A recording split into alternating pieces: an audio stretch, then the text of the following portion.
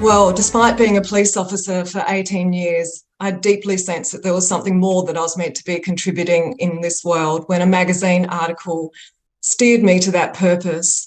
This photo of the extraordinary Jill Robinson of Animals Asia with an Asiatic black bear caged for bioproduction in China told a story of hell, horror, and hope.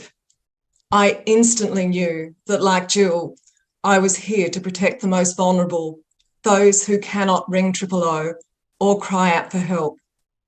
Jill became my colleague, she became my mentor, she became my friend, and she helped me to find my purpose. But she also provided me with a glorious example of how one individual living their purpose can inspire and ignite others to similarly find their pathway. Helping animals in Asia made absolute sense to me until in one defining moment, I discovered that there were even more animals suffering here at home. Like so many, I'd been raised to separate animals into categories of friends and food, to open my heart to some and not to others. But when I discovered that pigs in factory farms in this country had been denied everything that makes life worth living, I knew I needed to tell their story. Witnessing firsthand their suffering, their depression, and their hopelessness was life-changing. And with the assistance of 60 Minutes, we were able to shine the first ever light on this secretive industry. One of the great learnings for me was that no matter how our minds might have been trained to discriminate, that the human heart does not, and the human heart will always be the animal's greatest ally. My work investigating Australia's live export trade took me to the Middle East on many occasions, and seeking to address the terrible suffering of a white bull in Jordan led to discovering that we will find allies in every country and culture, people who are similarly seeking to live a life of purpose and create positive transformation in this world. This is Her Royal Highness, Princess Alia Al Hussein of Jordan. At my request, and to honour the animal who suffered so, Princess Alia established the Princess Alia Foundation, dedicated to restoring compassion and respect to all creation.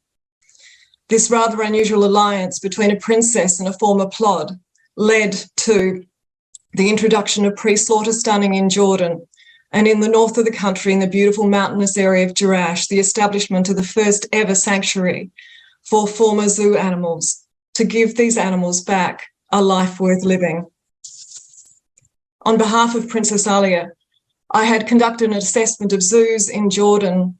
One young female wolf was so traumatised by her confinement that she was just jumping against the walls constantly.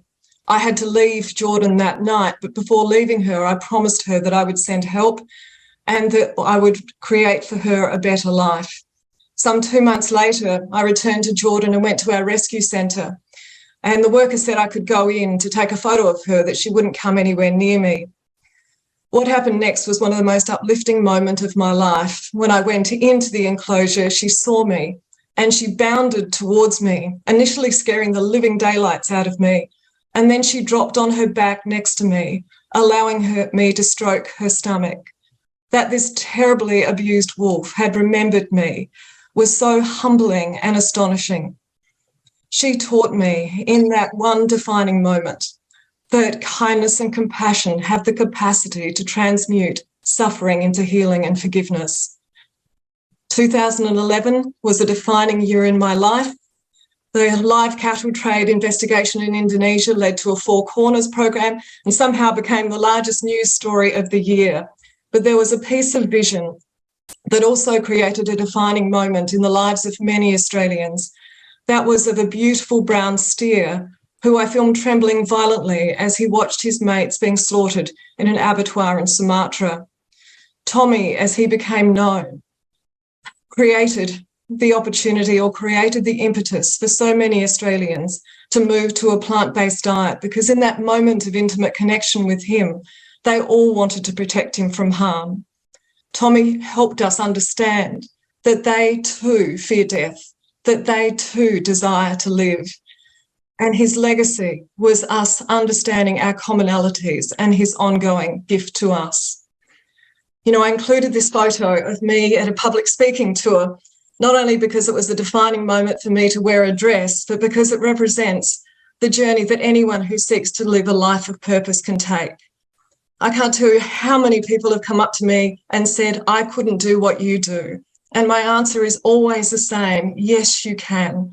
That no matter how ordinary we perceive ourselves to be, we are all capable of doing the extraordinary. Despite all of the suffering that I have witnessed, I believe that humanity is a noble, beautiful, and compassionate species. We've just been taught to believe otherwise, which is why restoring belief in us, in the greatness of heart that we are capable of, has become my passion and my purpose. Because a very different world awaits us all when we remember the truth of who we truly are.